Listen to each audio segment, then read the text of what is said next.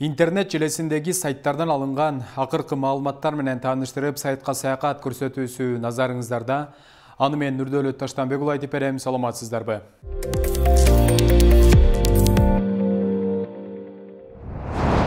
Вице-мэр, эгерде жан жаабаса, мэр экөөбүз көчөгө чыгып ыйласак дагы суу болбойт. Бул тууралуу вице-мэр Жамалбек Рысалиев биринчи радионун эфиринде билдирди. Жамгыр жаабаса, анда мэр экөөбүз көчөгө чыгып ыйласак дагы суу болбойт деди ал. Суу бул жаратылыштын берген белеги. Бишкек суу канал ишканасында 300. Бишкек жашылдандырууда 17 скважина бар. 17 метр тереңдикке түшүрдүк. Кургакчылык болгондуктан суу төмөн болуп жатат, дейт вице-мэр. УКМКнын төрагасынын орун басары Орхан Инанды уурдалган күнү жан сакчылары суранып кетишкен. Бүгүн 7 июлда жогорку кеңештин жыйынында Орхан Инанды Туркия тарабынан кармалганы боюнча укук коргоо органдарынын маалыматы угулду. УКМКнын төрагасынын орун басары Рустам Мамасадыков Инанды буга чейин УКМКга чакыртылып, аны уурдоо аракети болуп жатканы тууралуу эскертилгенин айтты. Мындан кийин ал жан сакчыларын көбөйткөн. Орхан Инанды уурдалган күнү жан сакчылары башка жакка суранып кетишкен, деди ал. Орхан Инанды ушул жылдын 1-июнунан бери дайынсыз болуп жаткан. 5 июлда Түркия президенти Режеп Тайип Эрдоган Орхан Инанды атайын операциянын негизинде колго түшүрүлүп, Түркияга жеткирилгенин кабарлаган. 6 июлда президенттин тапшырмасы менен Тышкы иштер министрлиги Түркиянын Кыргыз өлкөсүндөгү ыйгарым укуктуу элчиси Ахмет Доганга Орхан Инандыны кайтарып берүү боюнча нота тапшырган.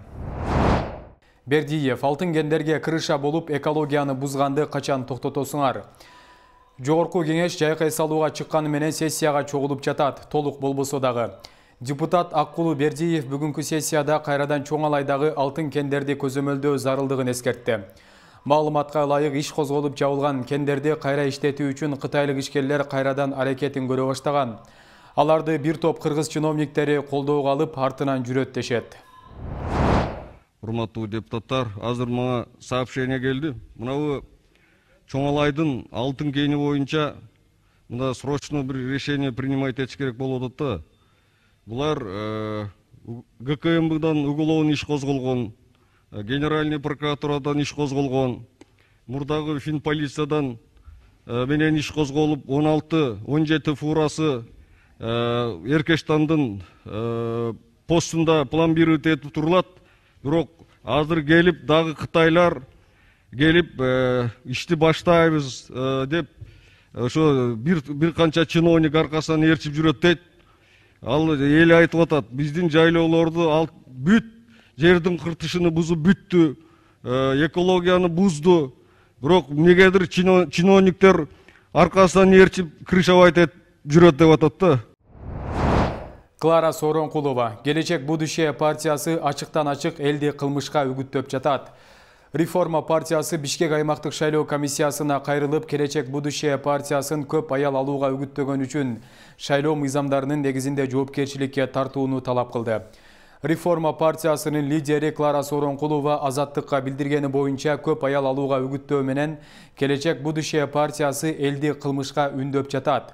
Кыргызстанда көп аял алуу кылмыш, мыйзам жол бербейт. Бул партиянын талапкерлери ачыктан-ачык элди кылмышка үгүттөп жатат. Көп аял алуу конституцияга туура келбейт, деди Клара Сооронкулова. Бишкек шаардык кеңешине шайлоого катышып жаткан Келечек Будущее партиясынын талапкери Назира Абдыкаимованын көп аял алууга үгүттөгөн видео чакырыгы 2 июлда социалдык тармактарга жарыяланган. 11 июлда Бишкек, Ош жана Токмок шаардык кеңештерине кайрадан шайлоо болот.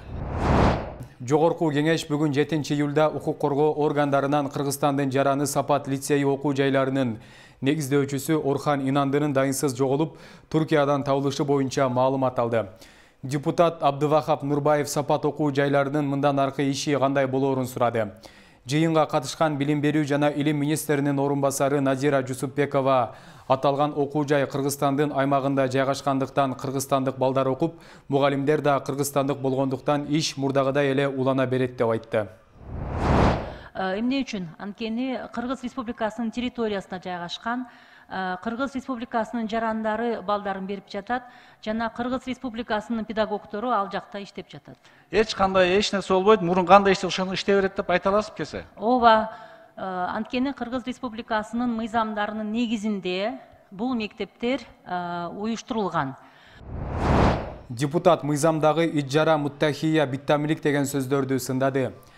Жогорку кеңештин депутаты Улукбек Ормонов жарандык кодекске өзгөртүүлөрдү киргизүү тууралуу мыйзам долбоору каралып жаткан жыйында ижара муттахия биттамилик деген сөздөрдүн кыргызча түшүндүрмөсүн жазуу керек экенин сунуш кылды.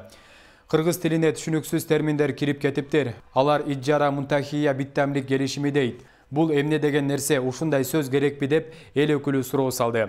Мыйзам демилгечилеринин бири депутат Айнура Осмонова бул ислам принциптери менен каржылоодо колдонулган эл аралык термин экенин түшүндүрдү. Осмонова мыйзамдагы мындай терминдерге кыргызча түшүндүрмөсүн жазуу сунушуна макул болду. АКШ Афганистандагы аскердик күчтөрүнүн 90%-ын чыгарып кеткени кабарланды. АКШ Афганистандагы аскердик күчтөрүнүн 90%-ын чыгарып кетти. Бул тууралуу РИА Новости алардын башкы командачылыгына таянып кабар таратты. Чыгарып кетүү иштери улантылууда. Башкы командачылыктын баамында чыгарып ташып кетүү иштеринин 90%-дан ашыгы бүтүп калды дейт маалыматта. Ошондой эле АКШнын коргоо министрлиги жүк ташуучу 1000 авиакаттам менен 17 000 даана ар кандай жабдууларды жүктөп кеткен айтылат. Мындан сырткары Афганистандын коргоо министрлигине 7 объектини калтырып кеткен. Коронавирустун учурдагы абалы буга чейинки жетишилген ийгиликтерге карабастан өтө кооптуу. Бул тууралуу бүткүл дүйнөлүк саламаттык сактоо уюмунун башкы директору Тедрос Адханом Гебрейесус билдирди. Пандемияны көзөмөлдөө жаатында көптөгөн аракеттерди кылганыбыз менен абал өтө кооптуу баскычта турат, деди ал. Анын айтымында мындай кырдаалдан чыгуунун бирден бир жолу жеке коргонуу каражаттарын, анализдерди, медициналык буюмдарды жана вакциналарды адилеттүү бөлүштүрүүдө бардык өлкөлөргө колдоо көрсөтүү. Гебрейесус вакциналардын дүйнө жүзү боюнча адилетсиз бөлүштүрүлүп жаткандыгын эске салды. Анын айтымында жетиштүү ресурстарга ээ өлкөлөр чектөөлөрдү алып салышы мүмкүн. Ал эми башка мамлекеттер көтөрө алышпайт. Акыркы маалыматтар боюнча дүйнө жүзү боюнча коронавируска дээрлик 185 миллион адам чалдыккан, 4 миллиондон ашуун адам көз жумган.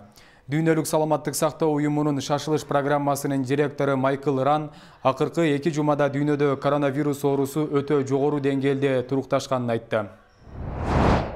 Интернет желесиндеги сайттардан алынган маалыматтар мына ушулар болду. Урматтуу телекөрүүчүлөр, 7 каналдын YouTube'дагы, Facebook'дагы жана Instagram'дагы баракчаларына катталууну унутпаңыздар. Эскерте кетсем, көрсөтүүбүздө кеткен маалыматтар 7 каналдын көз карашын билдирбейт. Кайрадан эфир аркылуу көрүшкөнчө аман туруңуздар.